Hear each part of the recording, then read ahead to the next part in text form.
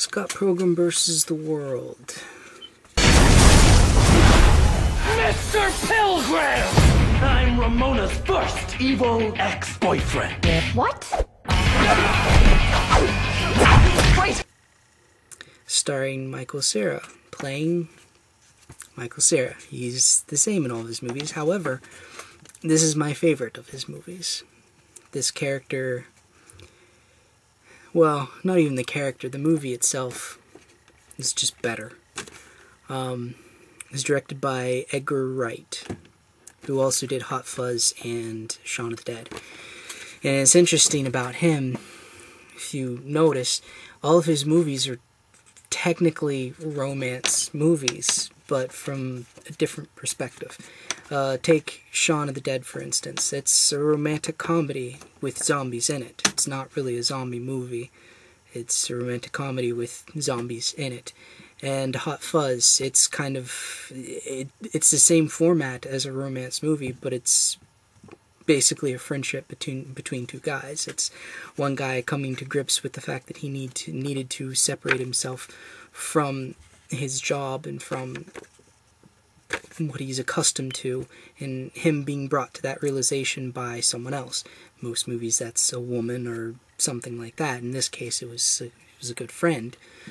And then in this movie, once again, it's a romance.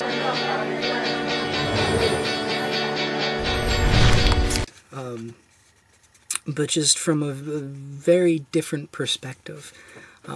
Most romances that we have are from the woman's perspective. That is, we see a woman, or we see through the woman's perspective of finding a man who will fight for her.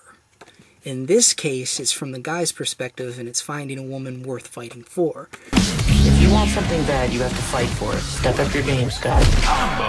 So it changes everything. So even in that sense, this is a very clever movie. But then even beyond that, you get into the style of the movie, and it's a video game. It's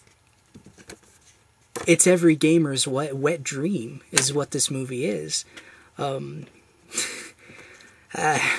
It's the best way I can describe it. It is, in fact, every gamer's wet dream. What are you doing? Getting a life. Consider our fight begun. I mean, you have Mary Elizabeth Winstead playing Ramona Flowers, who is gorgeous and is kind of dressed like a steampunk girl, and in this story, the way that they develop characters is even like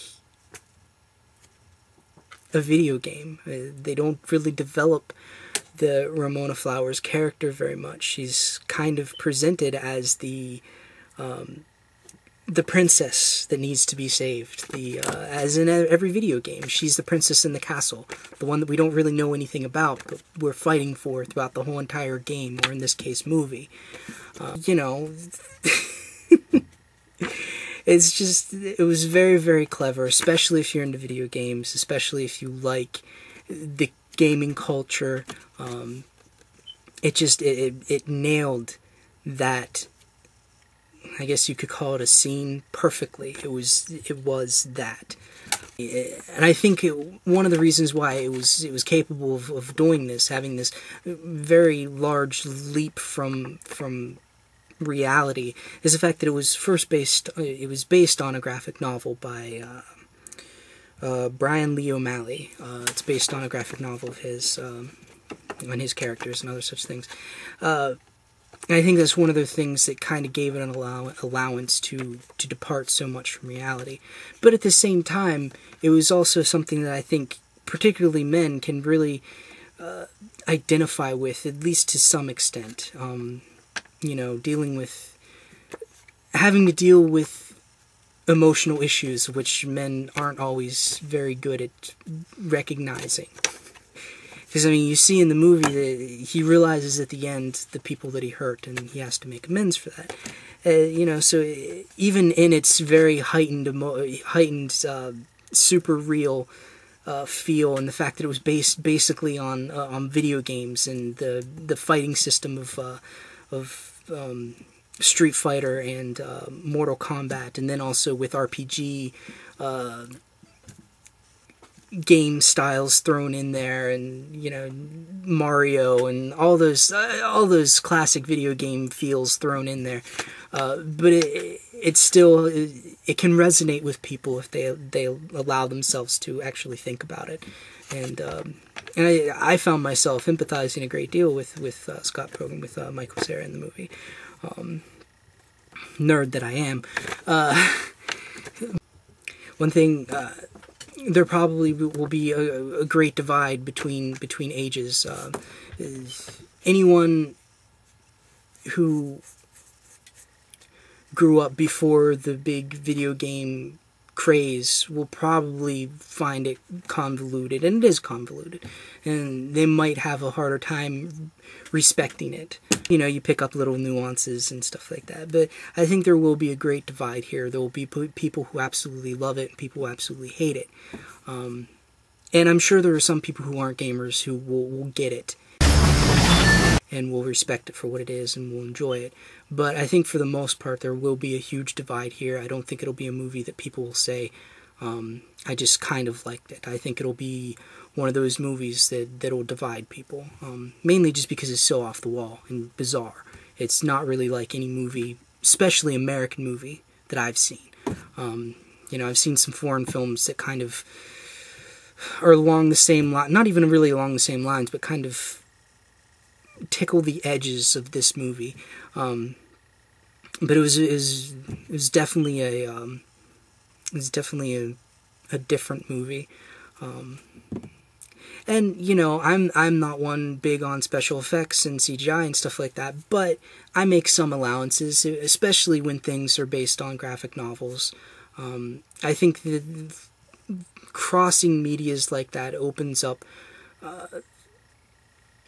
a little bit more leeway into the distinguishing between reality and fiction, because CGI has a tendency to take the viewer out of the reality of it. But in movies like this, the reality is taken away regardless. Like, the reality is just thrown completely out the window. And if you can deal with that, and if that's something that you don't mind a movie doing, then I think you'll really enjoy it. And then in this case, the CGI just makes the movie, it gives it more of the feel that it already has, and so it just heightens the excitement level of an already very exciting movie. But yeah, no, I very much enjoyed this film. I'm not saying you will. Like I said, it'll be one of those movies that people either love it or they'll hate it. But it was very entertaining. The soundtrack is very good. The music fit everything perfectly. They threw in video game references with their music, and they even had the pixelated things in there. The opening Universal Studios thing was all pixelated, and it was done in like a 2-bit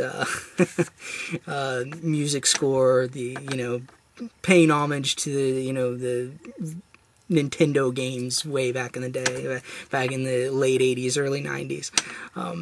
So it's just all this stuff thrown together, and it was very good, very entertaining. Great way to just escape for a while and have a great time. Remember things from your past, think about other things, it was a lot of fun. The most fun I've had in a theater in a really long time. Scott Pilgrim versus the world. Next time, we don't date the girl with 11 evil ex-boyfriends. 7. Oh, that's not that bad. I recommend seeing it, but like I said, you might not like it. It'll divide people right down the middle.